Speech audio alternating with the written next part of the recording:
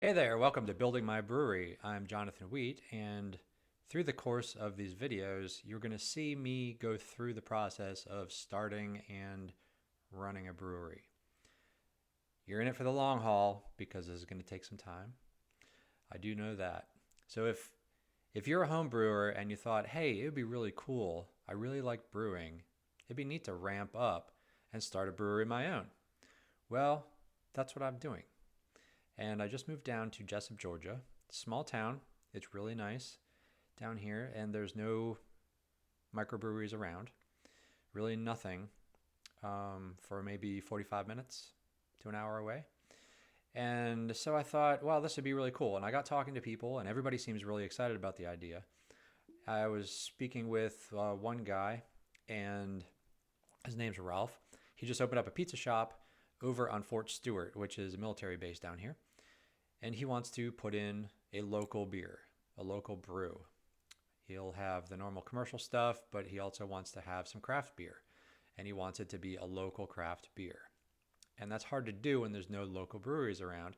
So I thought, hey, I can just start a black box brewery, just brew beer for him. Doesn't matter. I don't need a tap room. I don't need this. I don't need that.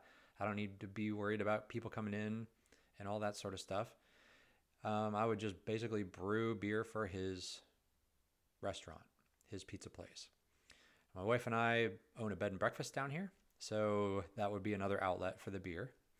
But just super small, super hobby, brewing nights and weekends, and be a black box brewer. That's what I'm calling it. I don't know if that's a thing or not, but it is now for Ralph.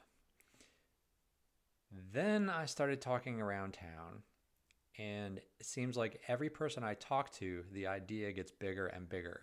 And I get a little more excited, and the idea starts to snowball a little bit. So here we are now. I am looking at buildings. I'm not just going to brew in a tiny little rental space. I'm looking at two different buildings at the moment. I'm waiting for calls back. I've walked through one of them. I'm waiting for a call back on the other one to take a look, to see the condition of the building, to see what could actually be done with it. Definitely want a tap room because if you get into this, in Georgia anyway, you cannot self-distribute. Self-distribute. There we go. And you need to get a distributor involved. And that is so political and super crazy because if you're not big enough, they don't care about you.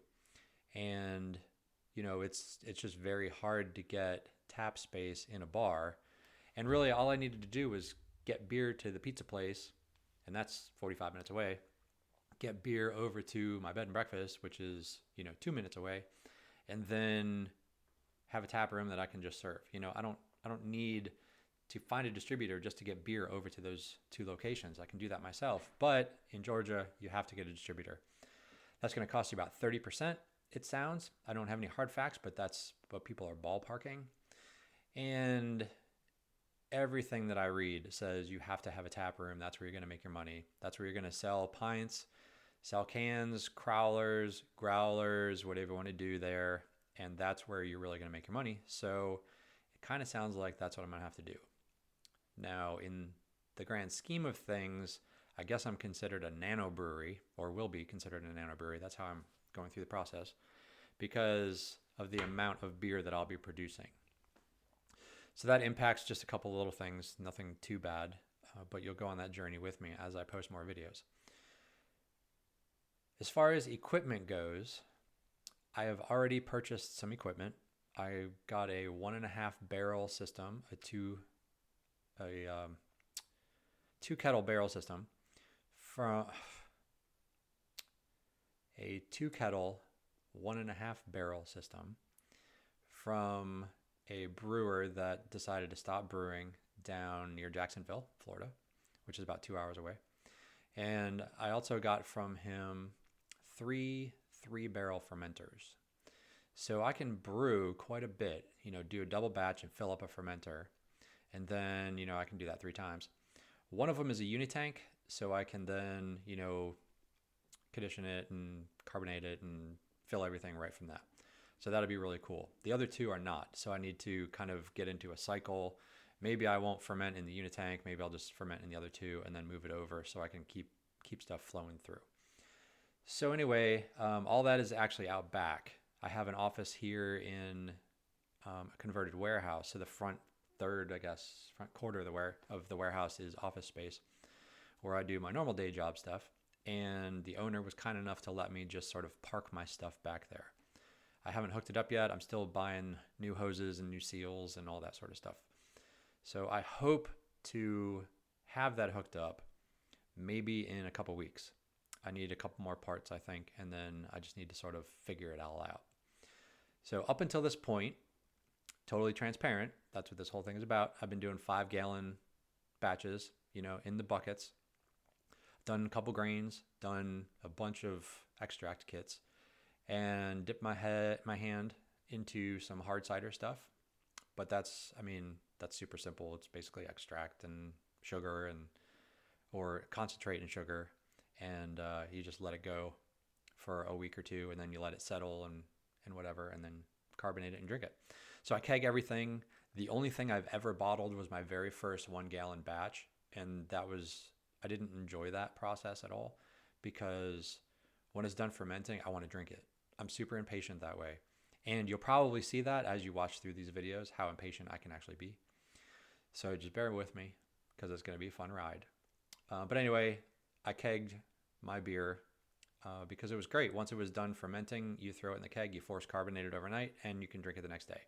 If you're not crazy about it being super carbonated, you can usually drink it in a few hours, and there's enough carbonation in there to give it a little bit of pizzazz. So that's sort of my brewing. I've done that for 6 years, I guess, and like I said, it's just been a total hobby. It's just been fun. I've taken, like everybody does, you fill up a growler and you take it to a party, or you bottle some stuff off the tap and throw caps on it and hand it out to your friends as gifts and stuff. So that's sort of the deal. That's my history anyway, and now I'm taking the next step to do this nano brewery thing. Now, it's very possible we could jump from nano to micro pretty quick, just because of the demand, maybe. Now, this isn't a hop in town. This is down south. There's a very good chance that there's not a whole lot. I don't want to say that nobody likes craft beer. I mean, when you go into the bars that are down here, they do have craft beer on tap. But usually it's Goose Island, which is a fairly large distributed, it's not commercial. I would say it's commercial almost, because they're all over the place. And occasionally you'll get, Sam Adams is really commercial, but they started craft. It's everybody's dream to be one of them. So there are some craft beers down here, but absolutely nothing local. Even the microbreweries that are, an hour away aren't shipping their beer over here, probably because of the distributor, and they're just not that big. So we'll see what happens here. And like I said, I'm just doing these video journals for me, so I can look back and see my progress. And if any of these help anybody, maybe you're at the same point, or maybe in a year or two you stumble across one of these and you're like, oh yeah, I wanted to know how he got his tanks hooked up, or where he got his supplies for this or whatever, and if it helps somebody, that's great. I am sure, 100% certain, I'm going to do some dumbass things. So, just roll your eyes with me, and I will try to bring you along the way as I do stuff. I mean, when I go back there to hook this up, this is going to be the first time I've had a system, okay? And it's not new, so it wasn't a unbox it and it's turnkey, or unbox it and there's instructions on where to put stuff and how to hook it all up right, and how to get everything where it's supposed to be so it flows nice while you're brewing on brew day.